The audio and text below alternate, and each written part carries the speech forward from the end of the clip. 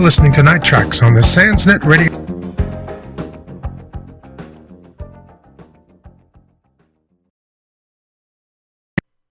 The phone lines are now open. Call us from anywhere in the country or around the world at 321-348-9665. That's 321-348-9665.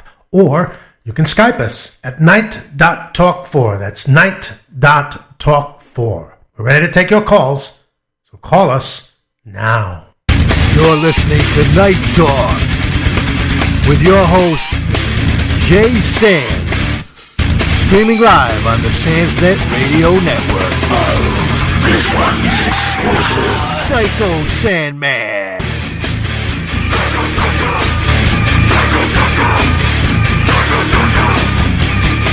Welcome back. This is Night Talk with Jay Sands.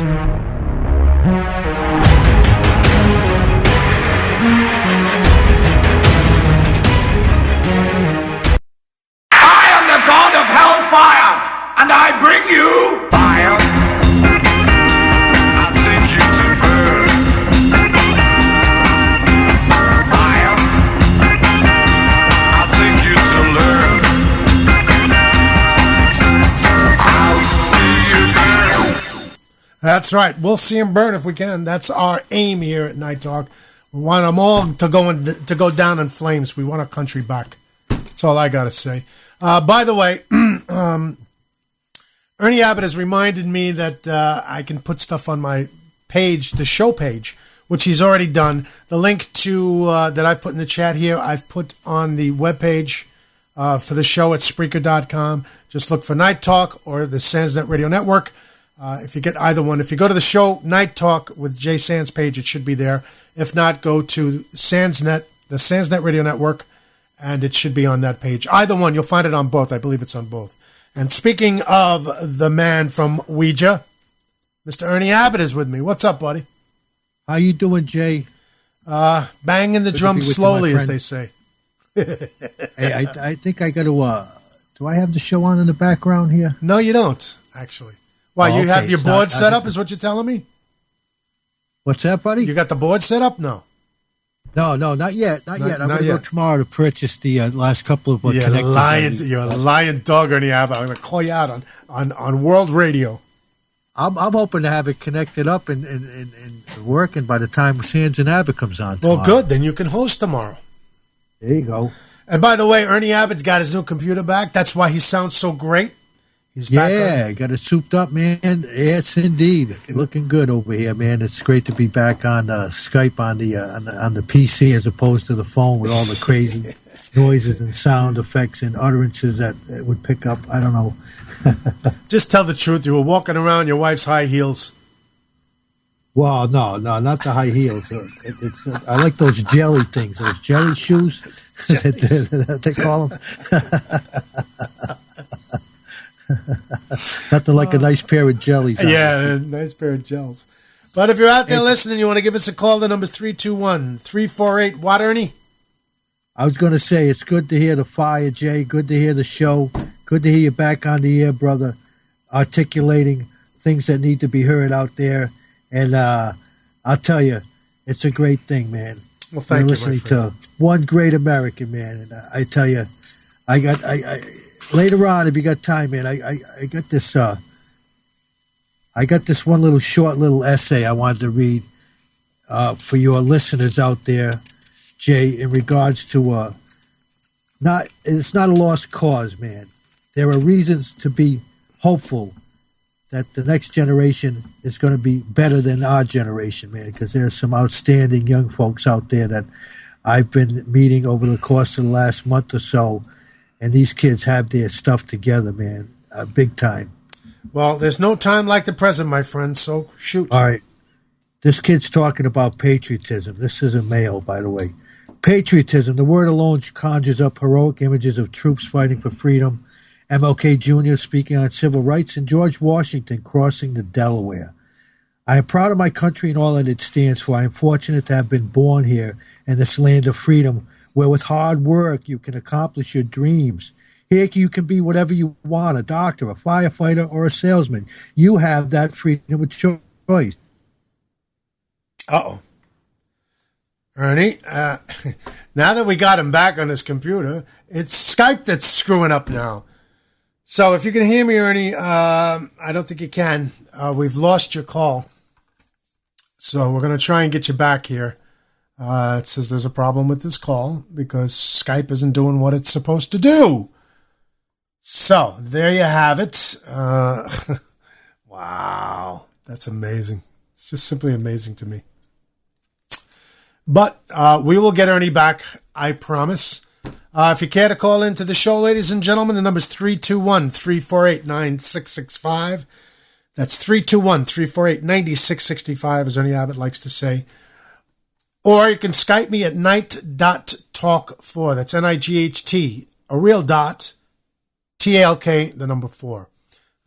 That's a little longer process because I have to, get back to you. You got to get on my list. I add you, and then you can call on Skype and talk to me just like Ernie is. What Ernie was reading there, until we can get him back, I want to see if we can get him back. I'm going to try, but Ernie, if you're still listening to this show, just give me a call back when you set up or your clears up on your end, because I'm getting red here, so I don't know. But anyway, what he's trying to tell you is that student that wrote the piece he was reading, and other students we've done on the air. In fact, we do it on our Sands and Abbott on Fridays. Is a mixture of here he is. These children are telling you what freedom, in their own words. These aren't professionally written or done by anybody else. The children at home are writing these things, and these refuse children to be silenced. There you go. And there he is. He's back, ladies and gentlemen, Mr. Ernie Abbott. And these children are actually writing these things. He asked them to do a specific thing, to tell them what freedom meant to them, to see where they were. Now, you got to understand, ladies and gentlemen, these are kids that are in a charter school. Now, a lot of people don't like charter schools. The reason they don't like charter schools is exactly what we're talking about tonight, because they cannot control. You control what happens in a charter school because you vote with your feet. In other words, in this Nebraska school where all this insensitive bullshit is going on, if you found out about it, and let's say it was a charter school, or the public school, it could be a public school, you can take that voucher, which is the money that the federal government allots each student per year, which is already there. It's money already spent, so there's no extra money involved. They just take the money that they spend for each particular student, divide it up amongst how many students there are in the country, and that's the amount of money you have to bring to each school. Now, if this particular school decides they want to do gender inclusiveness, and you don't want your child in that school, you take that voucher, you take your child, you go to another school that maybe doesn't have it, or it isn't as prevalent, or maybe that's not what you want your child to learn. But they're accredited schools, good schools, teaching the right thing. And I'm going to ask Ernie to start that from the beginning again, because it's important that you understand the whole picture, where this child is coming from. Go ahead, Ernie. I lost him again. I'll be a son of a gun. I'm here. Oh, okay. I thought I lost you again. Yeah. Proceed, my friend. Patriotism, the word alone conjures up heroic images of troops fighting for freedom, MLK Jr. speaking for civil rights, and George Washington crossing the Delaware.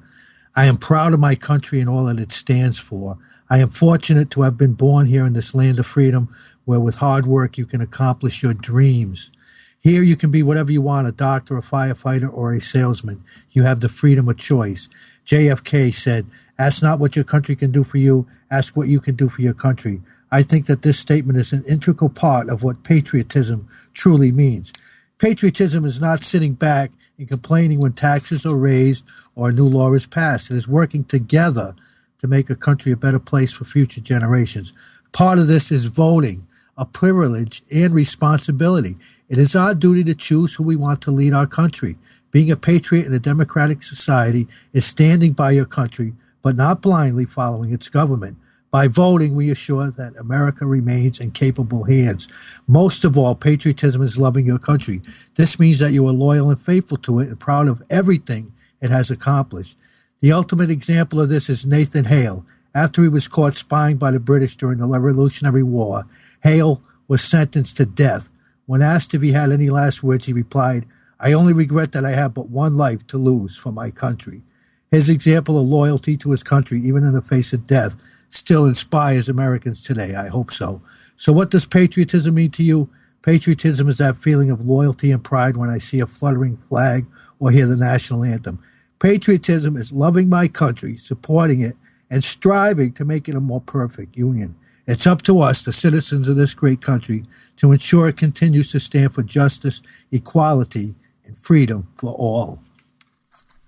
Amen to that. So you see, ladies and gentlemen, it's possible. Our future isn't that grim. It isn't that grim. This is a high school student. Yes, Ernie? Freshman. A freshman high school student. Now, here's another kicker. This particular school is a special school. Not a special school in terms of learning inadequacies, really, but right. they are artists. They're music kids. They're in. What are they learning there? Basically, so it's not just a regular school. They have a choice of the performing arts, Jay. There they you have go. a beautiful theater that they have access to. They have visual arts for the kids that like to draw or do pottery or what have you. They have a culinary arts program, and that's the main, why kids are basically there. I mean, we still have all the ancillary English, social studies, all the other courses. Of course, we still have to teach the kids, Right. but they have. But my point is extra that long block of and it's a special, yes, indeed. Yeah, but my point of all of that is that they're artists. This is like, instead of the Hollywood that we have today that's so far left they can't even see themselves. These kids, at least they have, they've got their whatever it is, the visual arts or the whatever it is. I'm so those words are, and these are kids. These aren't adults, ladies and gentlemen. And the words, how they flow and the feeling, amazing 15 stuff. to 18, 15 to 18-year-olds, Jay, grades 9 through 12. So we have hope. And we do. I have high hopes. Wow, that's Absolutely amazing. do. And we've been reading some over on Sands and Abbott on Friday afternoons. We've been covering a few of the essays, and they're all in now. And I'll tell you, it's I haven't found one yet that was not inspiring, man. It's truly, it just it blew me away, man. It blew me away. It really did. It really did blow me away. I could imagine, especially you, the American that you are, the patriot that you are. To hear these words coming from 15 to 18 it's uplifting year olds. stuff, Jay. It really uplifts you, man, when you read that stuff coming out of the mouths of young folks. Yep. And I don't know. It's just I think a lot of these kids, though, it's it's the schools can't do it all. The parents have to be involved with this process. But when they start trying to crumble the foundation of the schooling, that's where you got to stop them. And that's what I think this gender inclusiveness is doing. I mean, it's sick. It's crazy.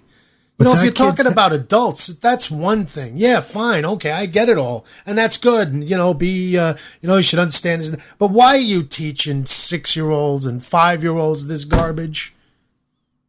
But this kid also, Jay, just to mention, he comes from his background from K through grade 8 was in the Catholic school system. There you go. And they, of course, are able to teach things that the public schools, you're not able to talk about and teach the kids. And, to me, these kids are more well-rounded, man. They've heard, both sides of the equation.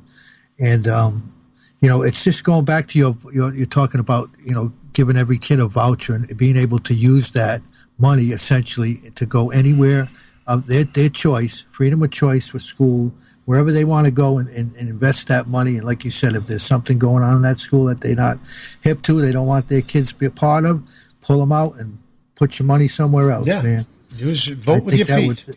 That would,